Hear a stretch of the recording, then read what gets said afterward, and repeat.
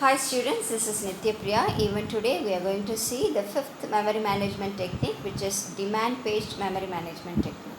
So earlier we saw four memory management techniques, namely single contiguous, partition, relocatable partition, and fourth it was paged memory. And this is your fifth one, which is demand paged memory management technique. Right. And these are the contents. First we see about the demand page memory allocation technique, then we discuss the demand paging with an example, and thirdly we will see the various types of demand page memory management technique. Right. So this is what about demand page memory management technique. Right. So demanding is asking or requesting. Okay. So the pages in main memory will not be allocated to the upcoming process the entirely. Okay, the memory space which is requested by the upcoming process will not be entirely rendered to the process. It will be only portions of a memory will be supplied from the main memory by the OS to the requesting processes. So this is called demand paging. When it is demanded, the pages will be supplied. Okay, so the entirety of the memory space which is requested by the upcoming process will not be allocated to the processes all at once. Okay, so how it is allocated? It will be partly allocated whenever it is requested. For example, if a process needs 1 GB of memory, and if there is only 20 MB of memory available with main memory, OS will just allocate only the 20 MB. So when the amount of memory is available with the main memory, whenever it is available and whenever it is demanded by the process, and the remaining portions will be made available to the process in turns. Okay, in various turns it will be supplied. So when it is demanded, it is supplied. So this is called as demand paged memory management technique. Right. So this is an example. See, in main memory there are two program A and program B. Okay, so how it is executed? No, on the right we have secondary memory. So program A will be swapped to the secondary memory. Okay, so when the secondary memory, when it finishes its execution of program B, it just swaps out the memory to the main memory. Okay, so when the program is being executed, it will be there in the memory. When it finishes its execution, it will just revoke the memory to the memory space to the main memory in turn. Okay, in return. So that is called as that is how demand paging is done. Okay, see, for example, the OS requires 300 MB of memory, okay, for its running programs, right? But OS is having only 50 MB of memory, right? So to handle the upcoming processes, what the OS will do is it needs 20 to 50 MB extra memory, right? So it will just build a certain software called Virtual Memory Manager, shortly known as VMM. So this VMM will create an illusionary memory of 250 MB, which is an illusion, which is not actually available, physically available with the memory. It is an illusion. Okay, right. So this virtual memory manager it is the responsible one to manage all this 250 MB of memory, but with main memory only 50 MB is available. Okay, so with that 50 MB, OS efforts to do this 300 MB of memory allocation for the running of programs. Okay, so that is how paged memory is done. So this slide will best explain you about demand paging mechanism. A demand paging mechanism is very much similar to paging system with swapping. Okay, right. So the processes, when memory is requested, it will be rendered. when it is not demanded, when it is not requested, it will be only with the main memory. So the main memory space will be supplied to the processes on demand when it is requested or whenever it is required. Okay, so that is demand paging. Right. These are the types of demand paging mechanisms. Actually, FIFO, first in first serve, second one is optimal algorithm, and the third one is LRU, which is least recently used. Right. Firstly, it is FIFO, first in first serve. Right. So it is a simple method. Right. What is first in first serve? Right. So number of processes will be running inside the main memory when a new process comes in. Okay, right. So what will be done is the page that has been allowed inside the main memory at the earliest.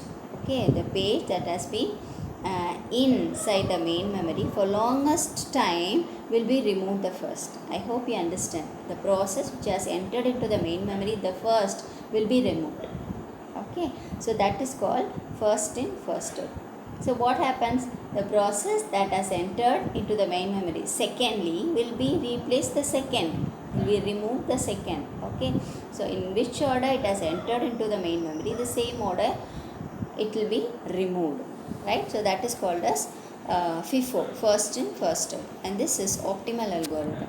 Optimal algorithm is when the page reference is when the page reference is the longest, means when the page is not frequently referred, that particular page will be removed.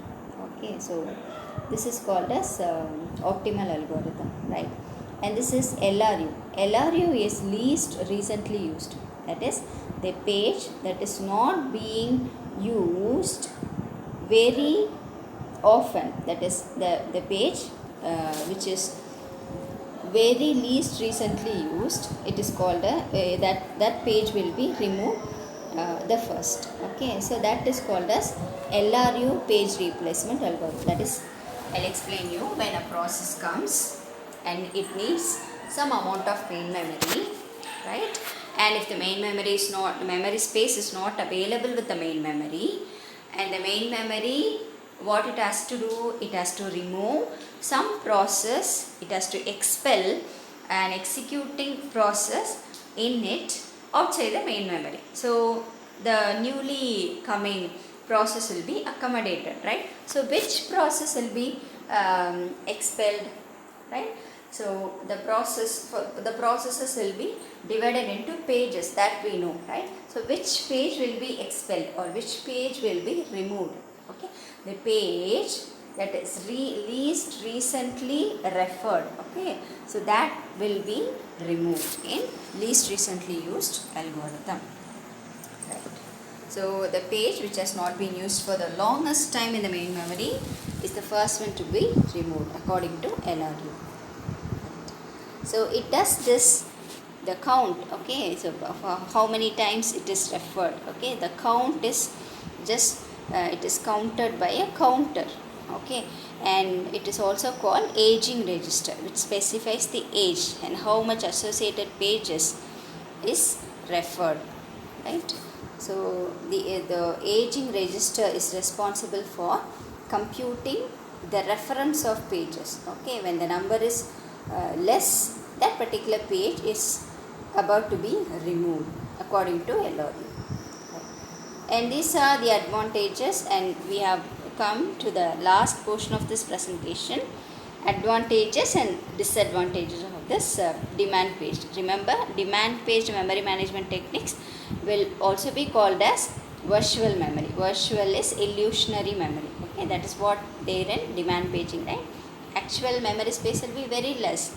The remaining memory which is needed will be an illusionary memory. So that illusionary memory is referred as virtual memory. So these are the advantages of demand paged or virtual memory. It is helpful in implementing multi-programming environment. Of course, multi-programming is best supported by demand paged memory management technique, and it allows more than one application segment, that is called as multi-programming. and right, common data or code may be shared between memory. Right. And these are the disadvantages of virtual memory. The applications may run slower if the system is using virtual memory, right? See, you have to understand one thing in your mind, that is in demand paging, that is if a page is often replaced and often it allows a process to come into the main memory, what happens is the system, it just loses its stability, okay? And all the time, not always the hardware will support like the initial stage, okay? Initially the hardware will be fine and okay to be executed, so later, in later stages, the hardware will not support the page replacement and much usage of primary and secondary memory and this swapping and swapping out.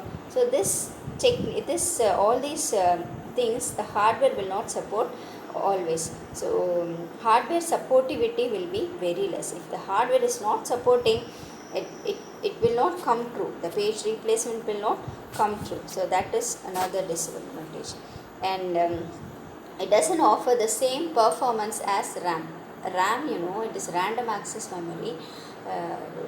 RAM supports the speed of every program execution in a computer, okay? And because we are using something else called VMM, virtual memory manager, this virtual memory manager will not just work as same as RAM, which is already there in the computer. So the system becomes slower, right? So it affects the overall performance of a system, and these are the disadvantage of memory management, paged memory management, right? And we in the upcoming presentation we know something called page fault, okay? If the page is requested and the page is not there in the main memory, that is called page fault, okay? So the rate of page fault is P, and the access time for main memory is M. The service time for page fault is S. So the effective memory access time is PS plus 1 minus P into M, right? And that's all about this presentation. So we have seen what demand page memory management is, and you have to better understand the difference between paged and demand paged, okay? Then we saw an example to understand the demand paging. Then we saw the 3 types of demand paging, and we saw the advantages and disadvantages of memory management, right? Thanks for watching. That's all for now.